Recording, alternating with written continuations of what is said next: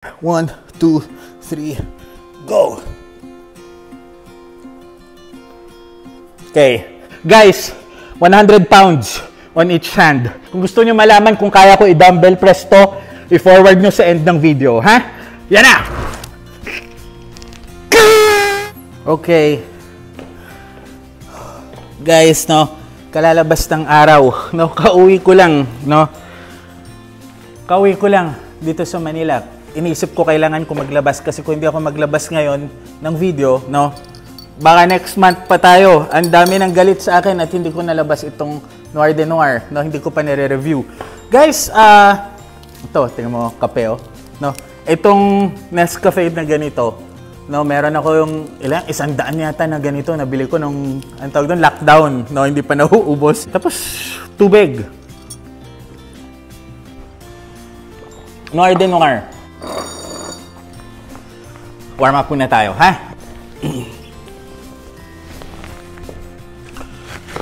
1, 2, 10 pounds pala to. 20 pounds pala to. 3, 4, 5, 6, 7, 8, 9, 10. Para uminit, no? Para tulog na tayo afterwards, no? Tulog na tayo. No. Noir de Noir by Tom Ford. Sa Tom Ford brand. Ito ang pinaka-complimented ko. Noir de Noir. Tumatama ba? Hopefully hindi tumatama. No, 30 pounds. Okay? 30. Yup! 1, 2, 3, 4, 5, 6. Woo!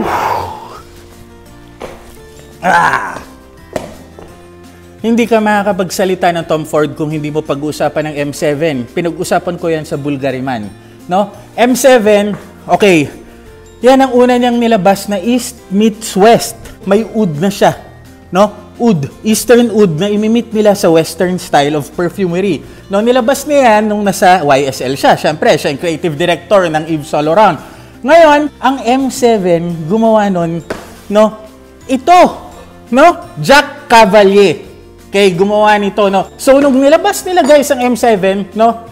Ang dami nangyari na politics kay Tom Ford, eh, pero may iniisip na talaga siya na gusto niyang magsarili, no? So, nung tinayo na niya yung Tom Ford, guys, hindi rin yung maalis, 2006, ayan na yung, tawag doon, Black Orchid, no? Hindi ko gaano type, eh, ang Black Orchid, eh, kasi ang Black Orchid, amoy singit. Pero guys, ang Black Orchid, ang style ni Tom Ford dyan, pambabae ito, ha? Ayokong malito kayo, ha? Pero tandaan nyo kung sino yung perfumer ng Black Orchid, no? Pierre Negra, no? Nasa Amouage, no? Pierre Negra, no? Tandaan nyo yan, guys, ha? Kasi babalik tayo dyan later. Okay, so after na Black Orchid, that's 2005, 2004 kasing isa, 2004 kasing YSL, 2005, 2006 ang Black Orchid, no? The next year, doon na lumabas yung Private Blend, no? So guys, ganun ka-importante ang Black Orchid, amoy singit ng lalaki, no? Kaya biglang nauso sa mga lalaki, no? Kasi ang style talaga ni Tom Ford, ganyan. Ipoprovoke na yung isip mo. Yan ang Black Orchid, no? The next year, guys, wait, kunin ko na lang yung 50. Hold on.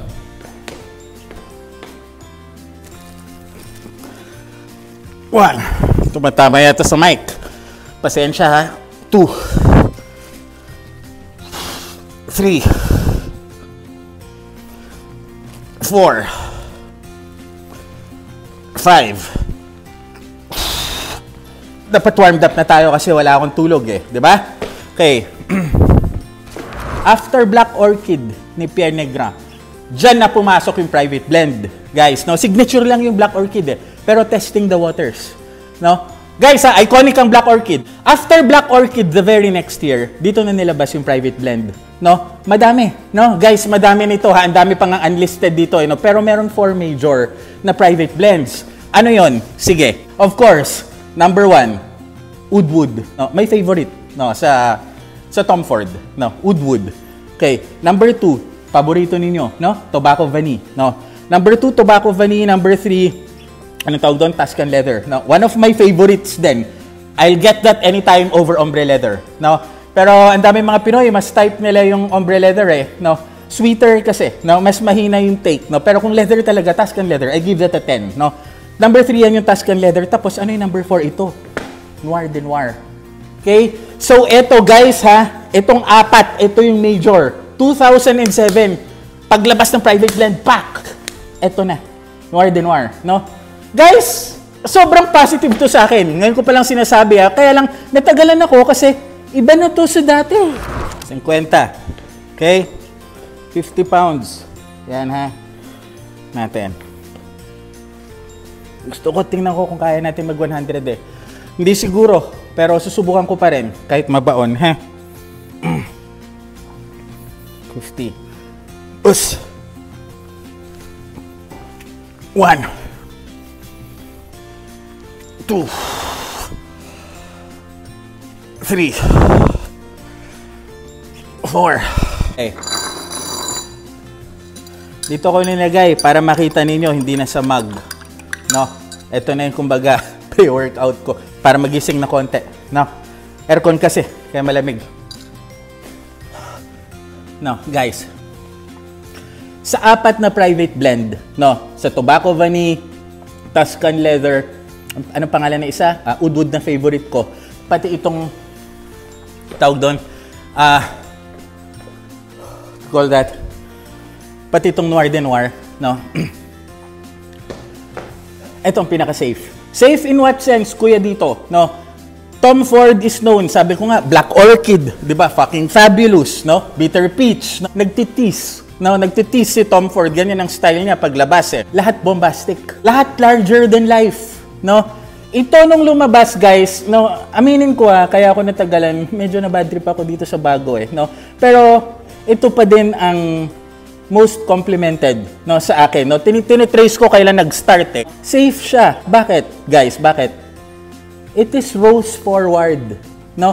Unlike yung Woodwood, guys, ang Woodwood ang lakas niyan before, no. Ang lakas niyan before ang Woodwood. Ang Tobacco Vanille nakakagulat, no. Huy, ano to? Hoy, pwede palang pabango ito. Ganyan lalo yung Tuscan Leather. Paglabas nito, guys, no, Noir de Noir, malakas, no, malakas noon. Pero, dun sa apat na private blend, ito yung pinakasabihin nating subdued. Jack Cavalier, yan yung gumawa ng Bulgari for Homme. No? Bulgari. No? In fact, siya yung nilagay na, anong tawag doon? Legem. No? Ito yung parang less exclusives ng Bulgari. No? Ito yung high level, no? High end nila. Siya yung gumawa nito. No? So, guys, it is rose forward and sanay na si Jack Cavalier pagdating sa oud. No? Ito guys, may oud to before. Compare ko yung Noir de Noir before sa ngayon, ito may oud. Now, may oud siya ngayon. In fact, may oak moss pa to. No, ngayon hindi nag-ano. Yun yung bad trip ko. 1. Woo! 2. 3. 4. Woo! 5. Okay. Ano pa ba kay Jack Cavalier? Dito na tayo pupunta. Siya na yung kinuha ng Louis Vuitton. Diba? Kinuha ng Louis Vuitton. No. Sinasabi ko yung Ombre Nomad. Parang ganito yung amoy. Totoo.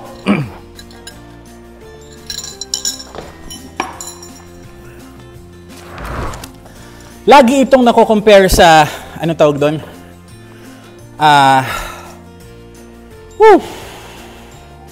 Portrait of a Lady. No? Portrait of a Lady, Portrait of a Lady. Oy, ito o ito. No? Guys, ito. No, puro lalaki naman ang manunod dito sa atin. Eh, no? So, ito guys. No? Number 1, mas masculine ito. No? Because of the oak moss. No? Ang dry daw niya, dry na oak moss. No? Ang dry daw niya, dry na oak moss. No? May oak moss siya, so may pagkalalaki. No, ang tawag doon, mas social ba siya? Mas mahal ang Portrait of a Lady, guys, ha? Pero, ito may oud. No? So, ano, mas high society ito. Kung nag-aamoy ka talaga, uy, may tinge of oud. Mas high society ito. No, I would say, no, sa akin, sa tingin ko. Kasi kino-compare, why? Because kasi parehong rose, no? Rose forward yon, no? Guys, ang Portrait of a Lady, umuso lang naman yan dahil kay, anong pangalan yan? Si Sebastian, no? Paborito niya, di ba yung isang YouTuber, no? Paborito, Dior Parfum, ayan, no? DHP, ayan, kwento ko sa inyo guys, ha? Dior Parfum, no? Ito naman, okay, hindi naman, ito kulig ko na mismo, kulig ko, no? Na-influence ko rin, masasabi mo, kasi hindi naman nagpapabango eh, no? Tapos kamakailan na nagpabango-pabango. No? Sabi ko, bakit Dior Parfum gusto mo ipabili? No? Nasa duty free ako, bigla siyang tumawag sa akin, "Oh, andyan ka na ba?" Okay, sige na, Dior Parfum. Sabi ko, bakit? Nung pag-uwi ko na lang, nung pagbigay ko sa kanya, sabi ko, wag. Gusto ko i-test mo muna. Gusto ko i-spray muna sa papel, bigay sa kanya, no? Ay, kuha daw ako, no? Kumuha ko ng Dior Parfum, pagpunta niya, pag-amoy niya, bakit? No, napanood niya kay Sebastian. May YouTube si Sebastian, kasama niya isang young perfumer, no, na babae. No, meron yata silang top 10 or top 20. Wow. So pagdating ng top 1, Dior Parfum. No, so yun, na-influence siya. The line of Dior Homme, no, Dior Homme. Ang nag-start niyan, anak ni Jack Polge, no? Ang pangalan ng Olivia Polge, no? Si Olivia Polge, nung nilabas niya ito 20 years ago, no, sometime 20 years ago, nung nilabas niya to, siya yung naglabas ng may iris. No? Yan na yung Dior na iris. Yan yung lipsticky. Iba yung sa Prada powdery. So, pag sinabi ninyong, "Oy, iris, oy, powdery, face powder." Sabi ni Isay, no? Dior Homme Intense, no? Yung the Homme line, no? Ng Dior, yan yung lipsticky, waxy, no? Yan ang wax, yan siguro waxy na iris, no? Ang nag-start niyan, syempre, Polge, no? Polge, no? Na-influence niya ng tatay niya, no? Si Olivier. Influence ng tatay niya kasi yung tatay niya gumawa dati ng Egoist, no? Egoist, guys, yun ang gusto kong mahalin pero ang hirap mahalin eh, no? Trinay ko kahit sa Baguio, dati sa malamig yan, no? No, pero guys, kung gusto niyo talagang high society, no? Ewan ko, kayo ha, kung yan ang mga trip ninyo, oy, para maiba, tapos amoy mayaman, Egoist, no? Hindi yung Platinum, the Egoist, no? Ang problema lang sa Egoist, guys, may carnation, no? So, amoy matanda na, no? Pero Ambret, no? The Rose, ginaya ng Dior Parfum, no? Ginaya ni François de Macedon. Tapos, yung iris, in fact, ginaya niya yun, nagdagdag siya ng style ng sabihin natin, Senya, no? Yung, tawag doon, iris, Florentine iris, no? Tawag doon, Florentine iris, no? Actually, Iris Florentine, yan, Iris Florentine, no? In Italian, no? Kasi ang Senya, ano ba yan? Diyan yan sa Biella, sa Italy, no? May bias ako dyan kasi malapit sa may ate ko, no? Meron dyan parang mountainous area, andyan yung factory ng Senya, no? Mga clothing, andyan din, may mga pabango, no? Oasis, no? Oasis Senya, kung tawagin. No, guys, iba ang take, halimbawa, ng Florentine iris, pati yung sinasabi kong favorite kong oud sa kanila, Indonesian oud, no? Kuwang-kuha nila, bakit?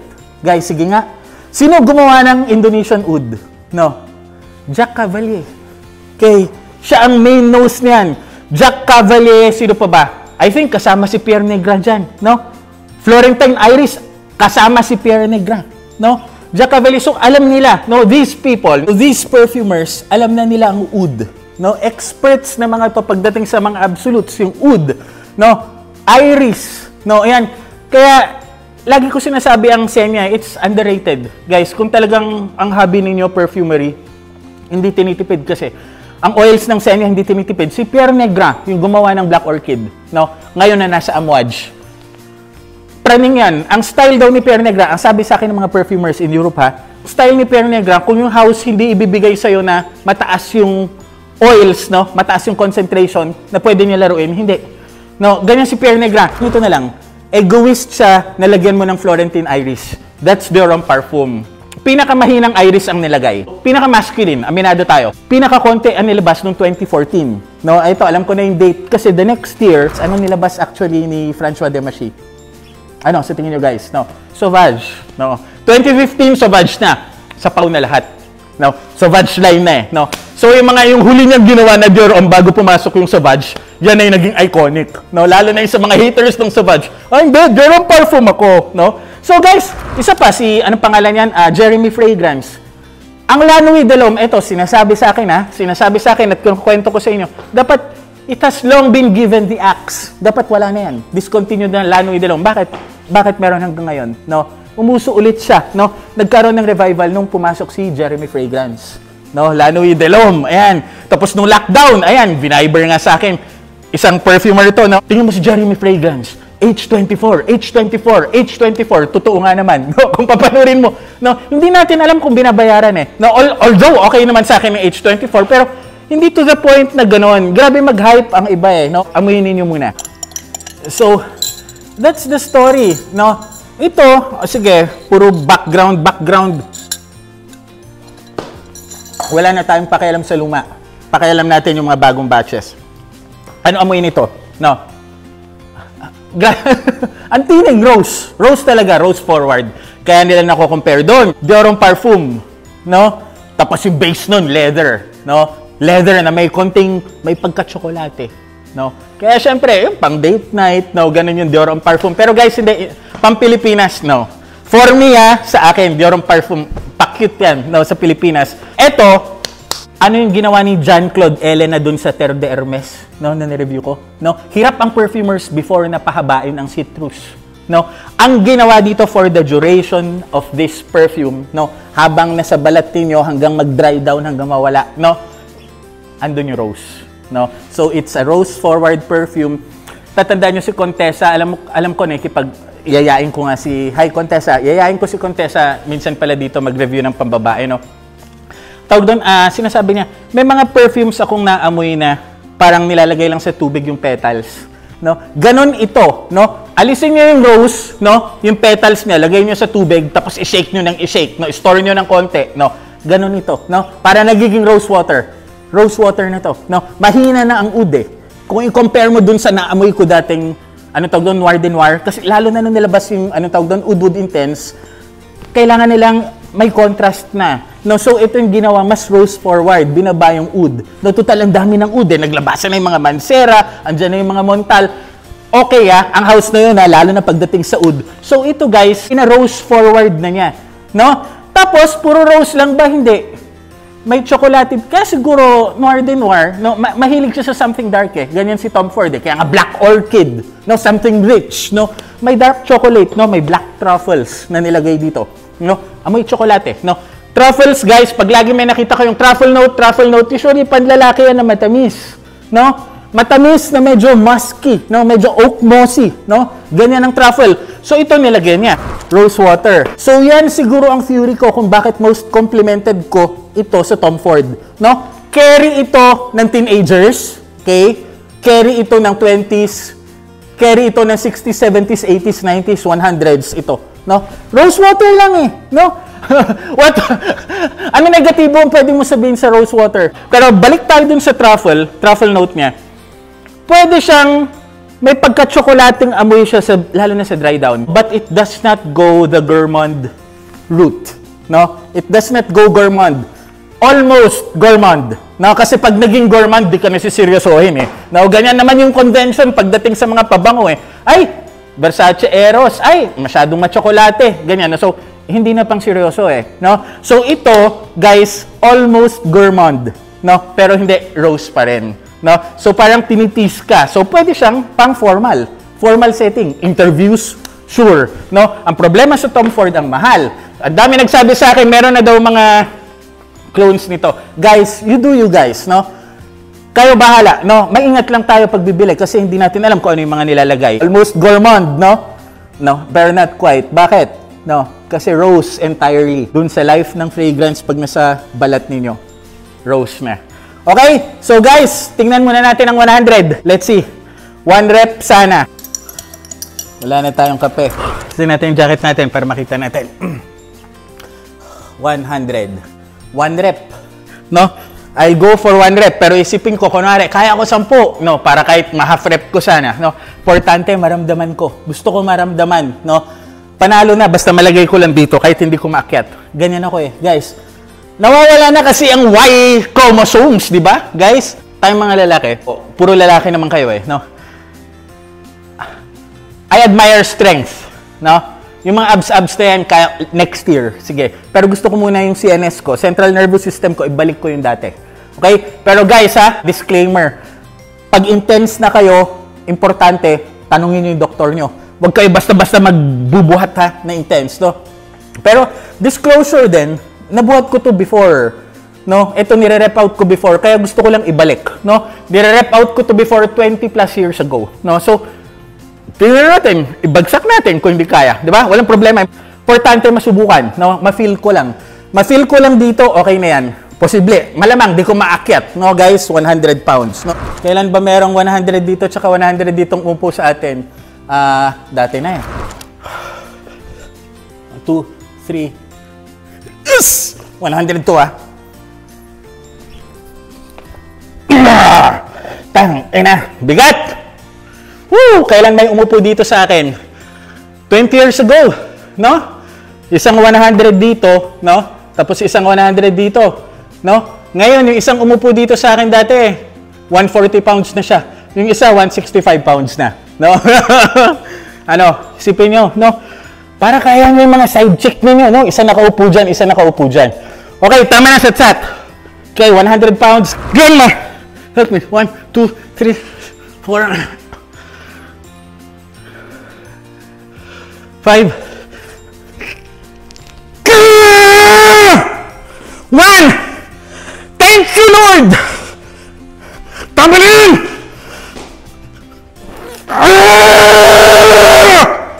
2 reps! Putang ina! Tama na! O guys ha, next year, puta, mag-50 kilos tayo each hand. No, 110. Ano natin ha? Negative! Tama na! Putang ina! Woohoo! Thank you, Lord! Tangina! 2 reps! Okay. Ay, ang taba ko. Guys, 167 lang to ha. Woo! 2 reps! Tangina! Okay, cut muna. Cut! Woo! Itong Louis Vuitton, dito na pumunta si Jack Cavalier. Itong Ombre Nomad, no? Pag spinay kong ganyan, noir de noir. Tapos, ayan na yung oud humahabol, no? So, ito, unmistakably, Jack Cavalier. Yes? Yes? Who's this? No? Yes? Oh, Gary. Oh, guys, tumawag si Gary. Matawag siya. Yes, Gary. Oh, nakita daw niya, parang daw akong tiger. Of course, Gary, tayo pa, di ba? Yan, I'm a tiger. No? Okay, ganun ba? O sige, no, Gary, that's a lot of bull. Oh, anyway, guys, may parating daw na ano sa akin. Tingnan nga natin. To. Woo! Woo! Ito, inalikabok na. No, last time ko pa nag-Europe to eh, no. This is Bulgari, no. Jack Cavalier. Okay? His best for me ha na pagsabihin mong popular na magugustuhan na bagay sa Pilipinas. Okay? Medyo ganito na pero grapefruit ang attack niya, no. This is Tiger. Okay? Buksan natin to guys ha. Buksan natin siguro next week. Tingnan natin guys, so bubuksan ko mamaya, pero ipopost ko in 5 days siguro. No? So, si Jack Cavalier, no, went and became the nose of Louis Vuitton. Okay? Louis Vuitton. Tapos si Pierre Negra. Okay? Woo! Matitindi to. Guys, gusto ko tandaan ninyo para makita ninyo, no, kung paano yung progress ng paggawa nila. Pierre Negra, hold on. Kunin ko na nga. Went on to be the head nose, no, the house perfumer of Amouage. No. So ito, Interlude 53. Gift sa akin ito, no. Ito close to my heart, no. Nung birthday ko, no. Mayo pa. Binigay actually ito sa akin, no. Ngayon ko lang i-unbox natin, no. Amouage 53. 53% ang oil niya, no? 53% yung concentration kasi that is the allowable concentration daw, no? Sabi ng IFRA, no? I don't think so. May mga iba tumitira ng 65, others even 70. No, lalo na pag ATARs. But it is their best, no. For me, mag-amwaj ka, magtodo ka, ito ka na. No? Interlude 53%. Okay? No? So yan, okay, so ito, it's a 10. I give this a 10. Noir de Noir by Tom Ford. Approved kay Kuya dito. Andito tayo sa Prague. Ayan ang aking mga kastilyo. In short, mga castle ko. Ito si Kuya dito nagsasabing basta na sa budget, let's review it. Love me, hate me, but never forget me. Subscribe.